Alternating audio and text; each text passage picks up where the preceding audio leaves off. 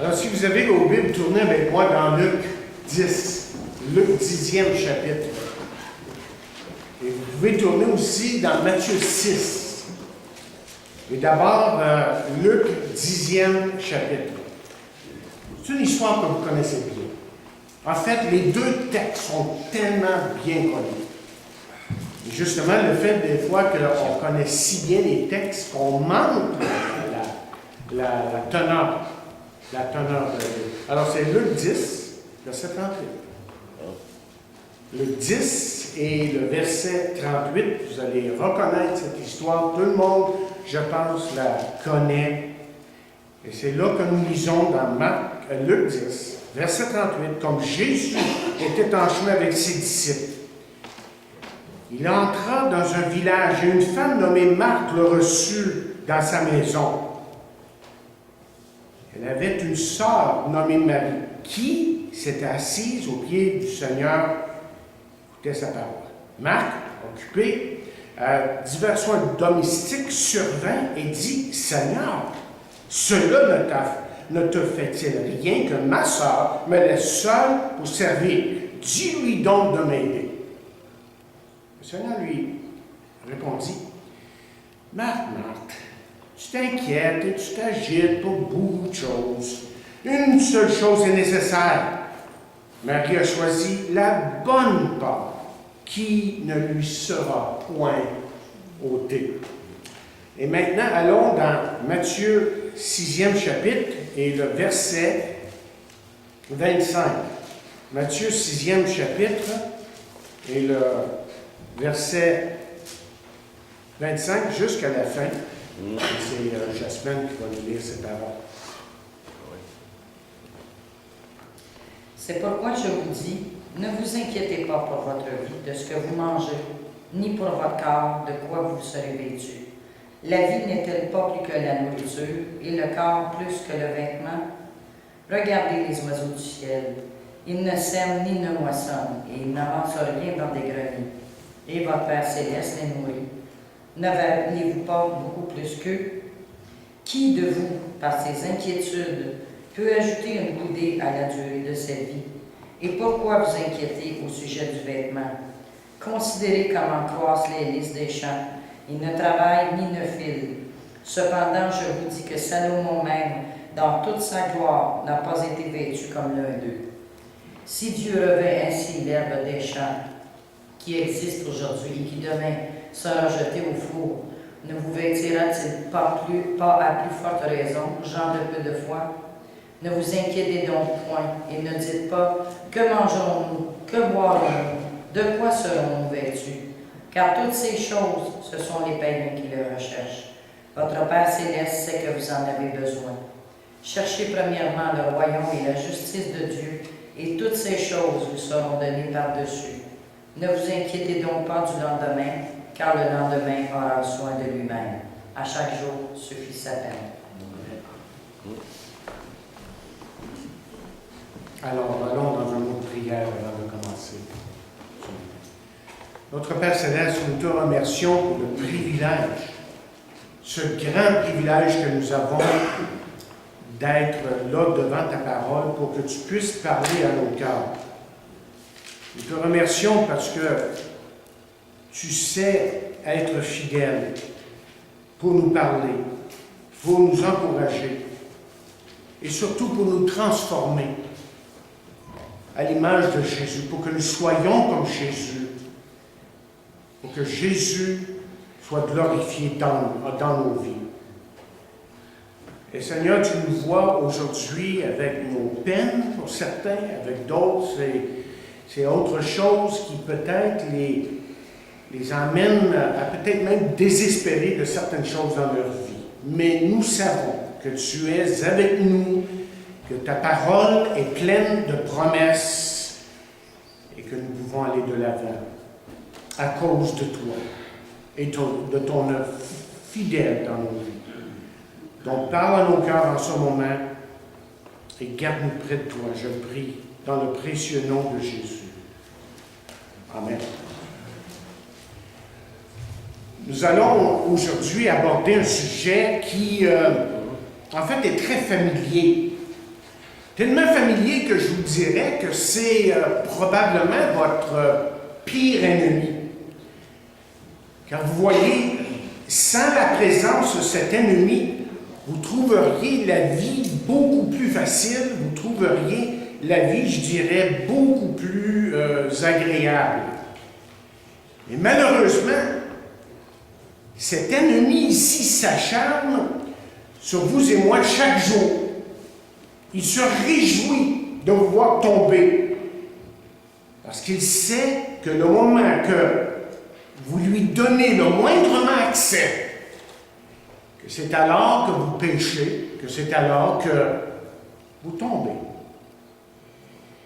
Il est comme un rôdeur, toujours autour de vous, assurant sa présence, soit à la maison ou au travail. Il vous épie, même en pleine nuit, pour s'ingérer dans vos moindres pensées. Il se faufilera dans vos conversations de couple et dans votre vie familiale. Autrement dit, il vous talonnera aussi longtemps que vous le laisserez faire parce qu'il aime et cherche vos faiblesses pour s'en servir contre vous. Et parfois, cet ennemi est même très gentil. Il vous murmurera des mots agréables aux oreilles en vous disant que c'est correct, que vous agissez tout à fait correctement. Et encore une fois, cet ennemi ici dont je vous parle ce matin désire ardemment vous subjuguer, c'est-à-dire vous contrôler. Et en fait, il veut devenir, si c'est possible, devenir votre meilleur ami. Parce que quand il aura fini son travail, il se frottera les mains, sachant qu'il aura détruit plus qu'une personne. Je ne sais pas si vous connaissez cet ennemi, mais on l'appelle tout simplement l'inquiétude. L'inquiétude. Et c'est pour ça que j'ai choisi d'intituler ce message tout simplement « Échec à l'inquiétude ». Quelqu'un écrit « L'inquiétude est l'émotion officielle de notre siècle ». Une autre personne a dit « Les inquiétudes sur les intérêts que nous payons avant même de recevoir la facture ». Nos inquiétudes, vous voyez, sont comme ces gouttes d'eau qui coulent sans arrêt du robinet usé. Et ces gouttes sont comme un ancien supplice chinois qui se nomme justement la goutte. Ouais. La goutte. Et cette goutte tombe, vous voyez, sur le front entre les yeux, et après quelques heures, on nous dit que le front devient tellement sensible qu'il vous semble recevoir des coups de masse sur le front. Et ainsi en est-il, chers amis, frères et sœurs, de l'inquiétude dans votre vie à certains moments. Alors ce matin, regardons ce récit. Regardons cette histoire de Marthe et de Marie. Jésus ici était présent dans la maison et il semble qu'à cause de sa présence, qu'il y a un certain émoi.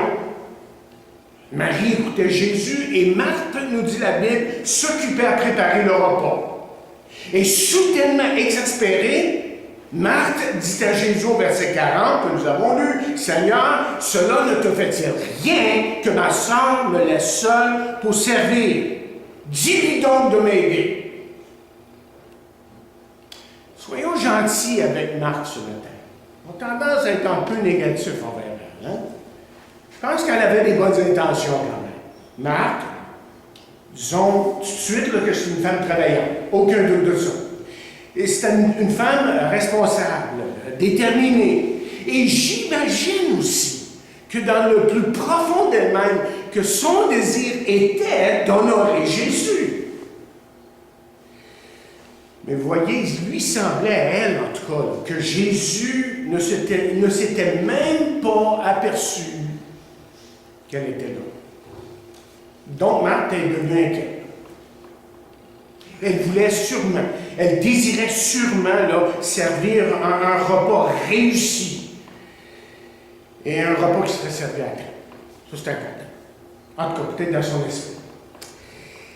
Et là, graduellement, au fur et à mesure qu'elle fait la cuisine, qu'elle prépare ce repas, elle sent l'irritation qui monte en elle. Et puis, c'est là que Jésus intervient. Et c'est là que Jésus lui dit, Marthe, Marthe, tu t'inquiètes et tu t'agites pour beaucoup de choses. Une seule chose est nécessaire. Marie, elle, a choisi la bonne part, qui ne lui sera point ôtée. Le mot inquiétude est intéressant, parce qu'en grec, il signifie être divisé ou être distrait intérieurement.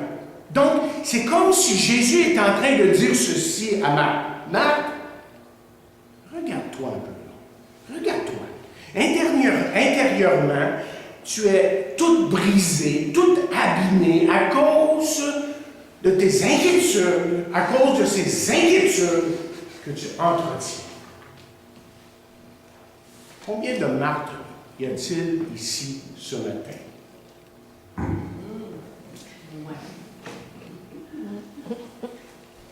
Malheureusement, on se ressemble, on va voir là, davantage, mais on ressemble pas mal à Marthe à certains moments. Brisé, abîmé par les inquiétudes de la vie, on pourrait dire. Mais écoutez, ce qu'on découvre au fur et à mesure qu'on apprend à connaître Dieu, c'est que la parole de Dieu possède le remède à l'inquiétude. La parole de Dieu veut nous donner la guérison pour ce mal intérieur. Et laissez-moi vous dire ceci avant de vraiment rentrer dans le sujet. Là. Pour nous, spécialement en tant qu'enfants de Dieu, il y a de mieux que les inquiétudes, il y a de mieux que les soucis de la vie. Avez-vous déjà pensé qu'il y a plusieurs visages à l'inquiétude? Plusieurs. Le premier visage de l'inquiétude, c'est ce que je dirais le visage de la colère, de l'impatience. Marie, ici, dans notre texte, est inquiète. Et ça n'a pas été long avant que sa colère soit évidente. Que son impatience devienne maître d'elle.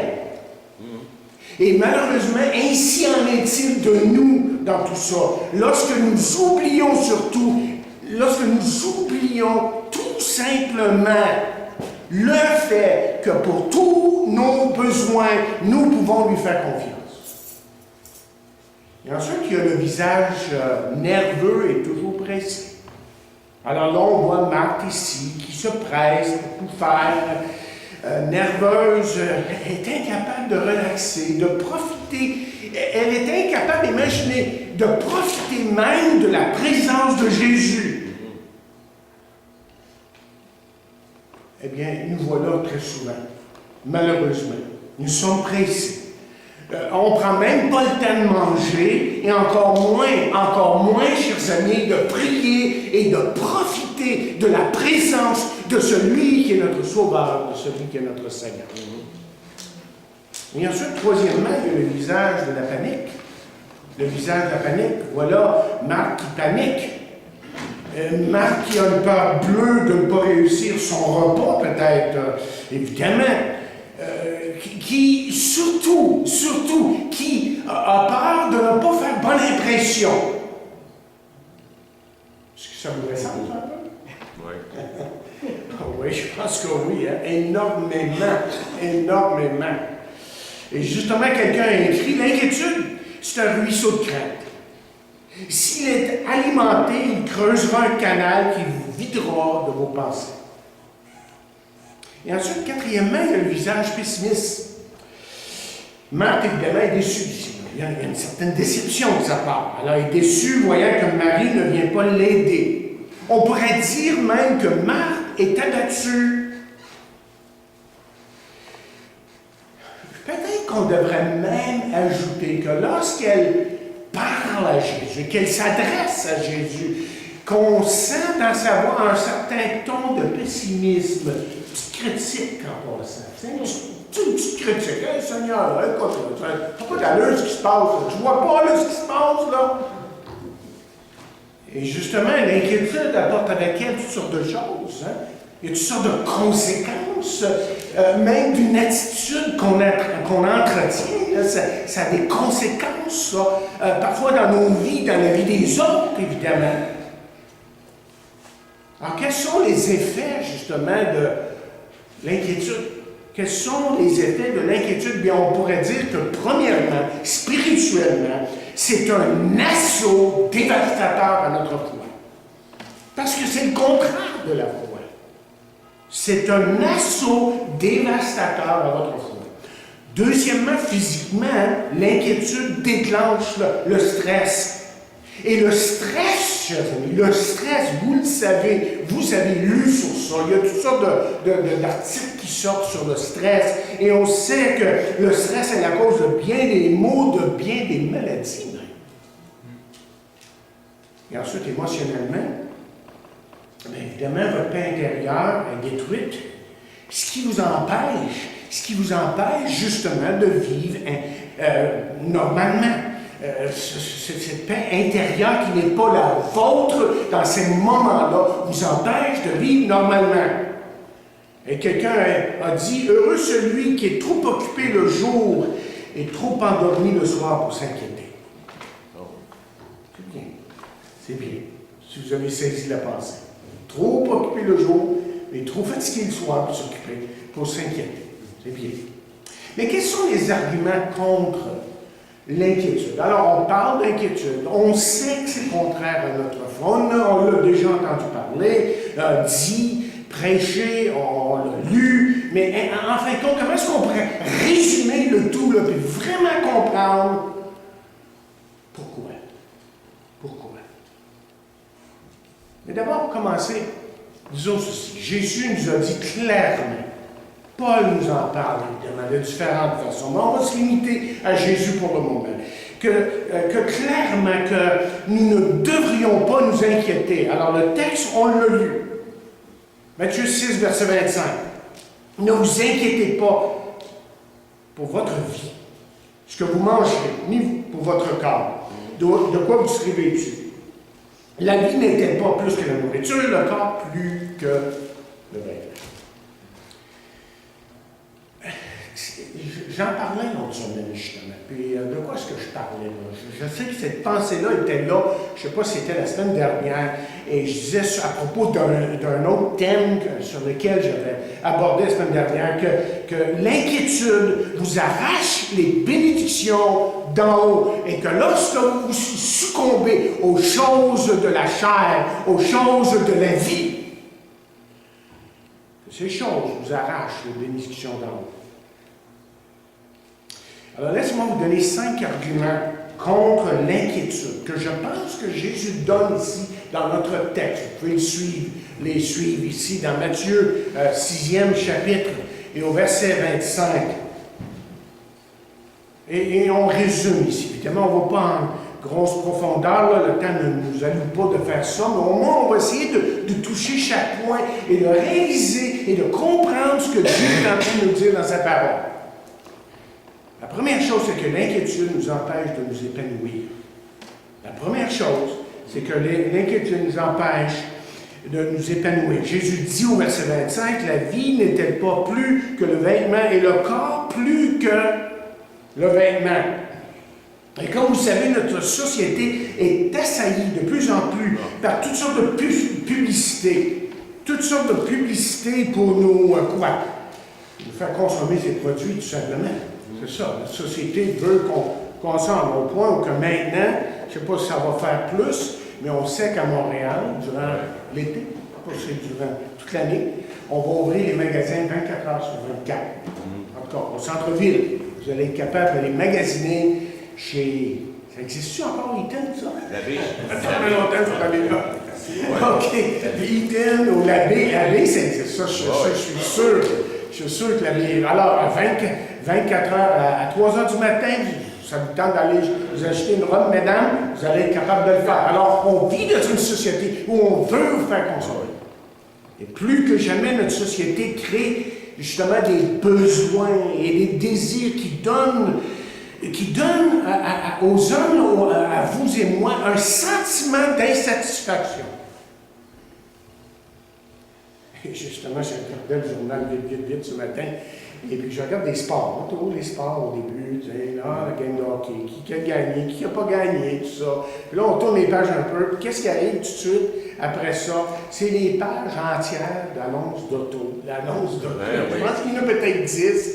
Alibi, je trouve ça, c'est la plus grosse, là. On veut vous faire consommer, évidemment, leurs produits. Et l'inquiétude, ce qui arrive à travers tout ça, c'est que l'inquiétude mène l'individu à un culte de ça, qui apporte à son tour l'inquiétude, inquiétude et mécontentement. Et le tout, en fin de compte, lorsqu'on est toujours en train de désirer quelque chose, nous empêche de vraiment profiter de la vie. Et voilà pourquoi c'est tellement important de s'approcher de Dieu, de s'approcher de Jésus et de faire la part des choses dans la vie entre ce qui est vraiment nécessaire et ce qu'on n'a pas besoin. Parce que Jésus est le seul qui peut vraiment satisfaire nos cœurs. Alors la première chose qu'on peut dire, c'est que l'inquiétude nous empêche de vraiment nous épanouir. Mais deuxièmement, l'inquiétude nous fait oublier que nous avons une grande valeur aux yeux de Dieu. Lorsqu'on commence à vraiment s'inquiéter, on oublie ça au verset 26. Gardez la fin, il dit « Ne valez-vous » parlant de nous, là, ne valez-vous pas beaucoup plus qu'eux? Et on nous dit justement qu'il y a plus de 8000 espèces d'oiseaux dans le monde. Et Dieu les nourrit tous. Et un oiseau se nourrit environ 426 fois à tous les 11 heures. Mais écoutez, Jésus n'est pas mort sur la croix pour des oiseaux. Comment est-ce qu'on peut douter de sa grâce? Comment est-ce qu'on peut douter de son amour lorsque nous voyons ce qu'il a fait pour nous sur la croix? Il désire ardemment répondre à nos besoins. Et malheureusement, l'inquiétude, je devrais dire, le mot s'en vient, l'inquiétude, c'est comme un acide qui veut tout brûler sur son chemin. Alors, l'inquiétude nous fait oublier que nous avons une grande valeur aux yeux de Dieu. Et on pourrait ajouter troisièmement que l'inquiétude est inutile, en fin de compte. On peut rester debout toute une nuit et nous inquiéter de notre sort. Et vous savez quoi? Probablement qu'on va se lever encore le lendemain inquiet de quelque chose. Alors pourquoi en fin de compte, est-ce qu'on le fait? Si ce n'est, c'est que dans le fond, quelqu'un a dit, c'est parce qu'on aime ça. Il y a quelque chose en nous. C'est cet amour secret pour nos soucis. Parce qu'aussitôt un problème est réglé, alors on commence à s'inquiéter pour d'autres choses. Aussitôt. Et c'est pour ça qu'un dénommé Bob Foster a écrit, il dit, ne me dites pas que l'inquiétude est inutile, parce que moi, je sais mieux. Chaque fois que je m'inquiète pour quelque chose, ça n'arrive jamais. Et quatrièmement, quels sont les arguments contre l'inquiétude? Verset 30-31, on le résume comme ceci. Moi, je dirais que l'inquiétude efface les promesses de Dieu de notre mémoire. Vous remarquez que Jésus, ici, à un certain moment, parle de gens de peu de foi. Tellement facile lorsqu'on se laisse embarquer, submerger, subjuguer, comme j'ai dit tantôt, par l'inquiétude qu'on commence à oublier vraiment ce que Dieu nous a donné dans sa parole et les belles promesses qui sont pour nous en tant qu'enfants de Dieu. Malheureusement, pour trop de chrétiens, et je peux vous dire que je pense que je peux parler pour moi-même, là, mais je peux parler par expérience aussi, après quelques années de ministère, que trop souvent, plutôt que d'aller vers Dieu lorsqu'on a un problème, lorsqu'on vit quelque chose de difficile, on se présente aussitôt à la clinique des inquiétudes qui, elle, est ouverte 24 heures sur 24. Mais non, il faut comprendre que Dieu s'intéresse vivement à ce que nous ne subissons pas, chers amis, les assauts déconcertants de l'inquiétude qui peuvent justement à tout coup, et ça arrive à tout coup. Vous en avez fait l'expérience et j'en ai fait l'expérience. Nous enlever la joie et la paix de notre salut. Justement, en parlant d'Allemagne, en Allemagne, un vieux mot est utilisé pour inquiétude. Tu pourras apporter ça quand tu seras là, OK? OK. Et ce mot est Wenger, W-U-R-G-E-N, qui signifie étouffer. Et on nous dit que par extension, le tout veut dire strangulation mentale, quelqu'un qui se peint, se fait mourir mentalement, qui veut aussi dire une mort mentale. C'est fort l'inquiétude. C'est pas quelque chose de petit lorsqu'on se laisse subjuguer dominer par l'inquiétude. L'inquiétude, justement, comme quelqu'un a dit, ne peut régler que tous les soucis de demain, mais elle peut, dit-il, aujourd'hui, nous saper de nos forces. Et littéralement, spirituellement, et je pense qu'on peut dire même physiquement, lorsqu'on est si inquiet des choses de la vie, on se sent tout à fait atteint. Cinquième argument contre c'est au verset 32. Je pense que ce que Jésus est en train de nous dire au verset 32, tout simplement, lorsqu'il dit car toutes ces choses, ce sont les paniers qui les recherchent. Ce que Jésus est en train de dire, pour résumer, et 32 spécialement, c'est que l'inquiétude caractérise surtout un incroyant. Écoutez, à certains moments, nous vivons tous des problèmes, on vit tous des inquiétudes. Et c'est pas que c'est anormal, ça. Écoutez, je pense que lorsqu'on lit la vie de Paul et son ministère, qui s'inquiétait, mais une chose qu'il faisait, vous savez quoi, hein?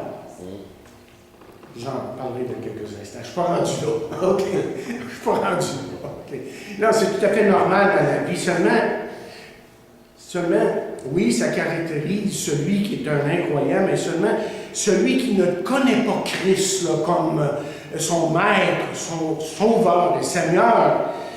Bien, lui, il faut qu'il se batte par lui-même. Il est tout seul vraiment dans le combat. Et il peut littéralement devenir prisonnier de ses inquiétudes, de ses problèmes.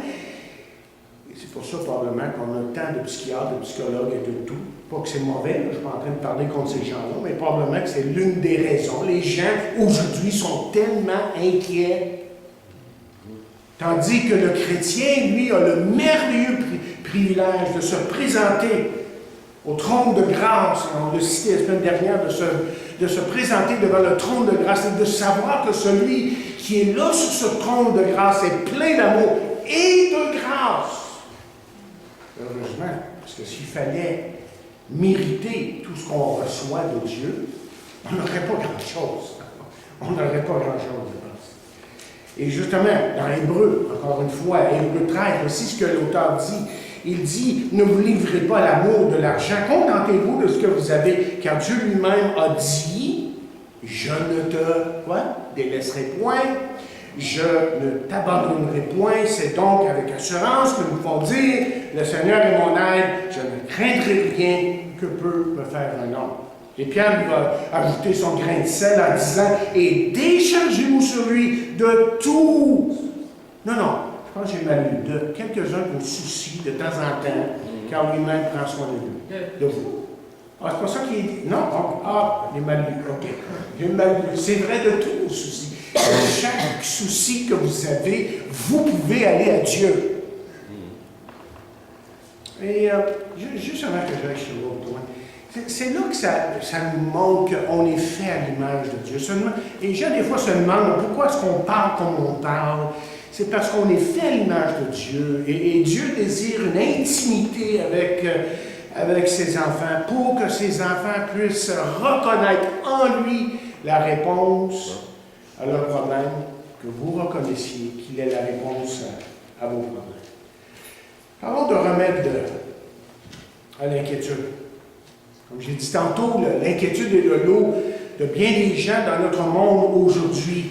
Et la parole de Dieu nous montre là, que ce soit Paul ou un autre, parce que Paul s'est inquiété à certains moments. Mais la Bible nous montre que de grands hommes de Dieu, que ce soit Moïse, David ou Élisée, ils se sont inquiets. Ils ont été très inquiets à certains moments de certaines choses dans leur vie, de certaines choses dans leur ministère. Mais je pense que ce que Jésus est en train de nous dire là, lorsqu'on lit ces paroles si familières, qui sont dans Matthieu 6e chapitre, versets 33 et 34, que l'inquiétude n'a pas besoin de coller à nous. Comprenez ce que je suis en train de dire? Oui, on s'inquiète sur le moment pour un certain temps, mais là, on se présente devant Dieu et on réalise qu'en fin de compte, que Dieu est souverain en toutes choses. Cherchez premièrement, dit-il, le royaume et la justice de Dieu, toutes ces choses vous seront données par-dessus. Ne vous inquiétez donc pas du lendemain, car le lendemain aura soin de lui-même. À chaque jour, dit-il, suffit sa peine. En bref, il nous dit que nous devons fixer nos pensées sur lui et vivre un jour à la fois. Et la parole de Dieu, je pense en fin de compte, et je vais terminer avec ça, la parole de Dieu nous donne des principes que nous pouvons suivre justement pour, je dirais, rester loin de l'inquiétude, pour que l'inquiétude qui vient si facilement, parce que vous et moi, en fin de compte, on a des hommes et des femmes qui vivent dans un monde avec toutes sortes de problèmes, avec des gens qui sont, comme Daniel a dit tantôt, avec des gens qui sont difficiles et comme pasteur, c'est sûr, il y a des inquiétudes, il y a des anxiétés à certains moments, mais qu'est-ce qu'on peut faire? Qu'est-ce qu'on peut faire pour rester loin de l'inquiétude? Laissez-moi vous donner 4 choses brièvement. Premièrement, acclamez la présence de Dieu dans votre vie. Dieu est en vous. Et la parole de Dieu nous dit que celui qui est en nous est quoi? Plus grand que celui qui est en dehors de nous. Mais Ésaïe ajoute ceci, il dit, ne crains rien, car je suis avec toi. Ne promène pas des regards inquiets, dit-il. Car je suis ton Dieu, je te fortifie, je viens à ton secours, je te soutiens de ma droite triomphante. Wow, s'il fallait prendre le temps juste d'analyser ce verset-là, juste ça, là, ce serait ici jusqu'à minuit. Regarde, il y a tellement de belles choses qui sont dites là. Mais prenez le temps de regarder pour vous-même aujourd'hui Ésaïe 41, verset 10. Et ensuite, deuxièmement, lisez et méditez la parole de Dieu, car elle est remplie définitivement de certitude.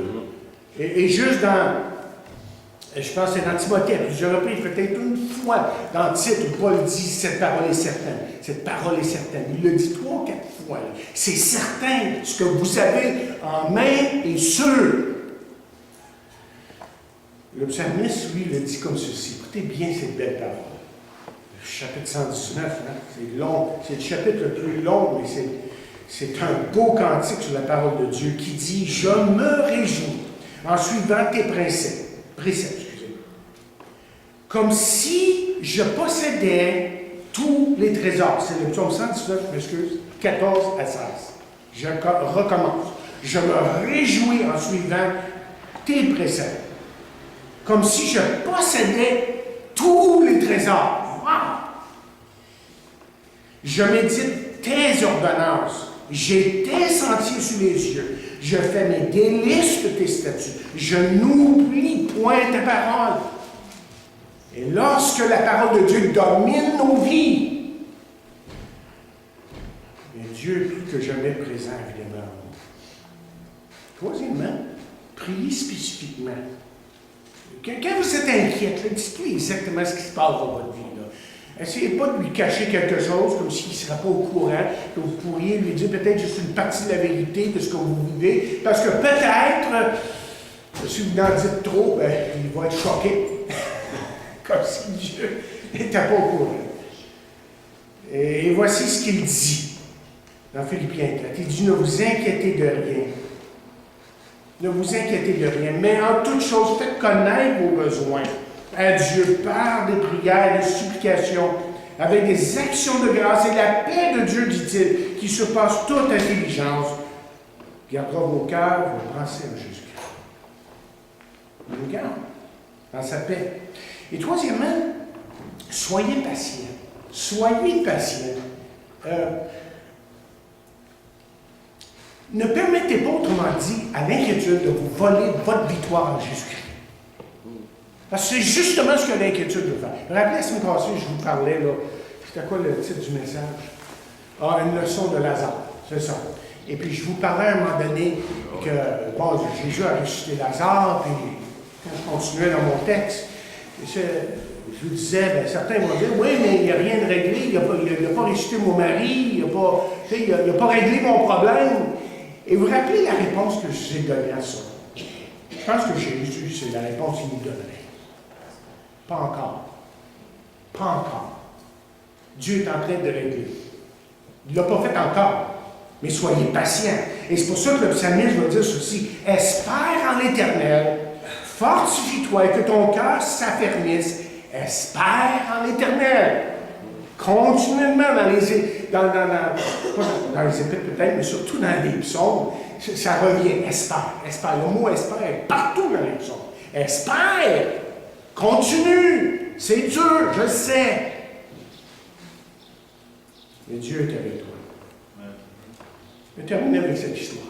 C'est Norman Vincent Peale qui raconte l'histoire d'une femme qui est venue le voir un jour pour des conseils.